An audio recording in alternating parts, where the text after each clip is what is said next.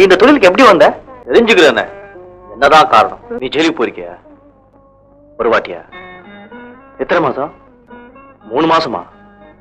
சாட்சி கூண்டு எப்படிதான் நின்னையோ? தலைய தொங்க போட்டுக்கிட்டே நின்னியா? நானே நிக்கிறேன். ஜட்ஜி தான் தலையை தொங்க போட்டுக்கிட்டாரு. ஏன்? குத்துமுள்ள நெஞ்சி. ஐயா. ஆமா, பொழப்புக்கு இல்லாம சோரம் போறவளை போய் ஜெயில போடுறமேன்னு அவர் தான் தலை தொங்க போட்டுக்கிட்டாரு. பாஞ்சாலி வாழ்ந்த பரிதாப வாழ்வை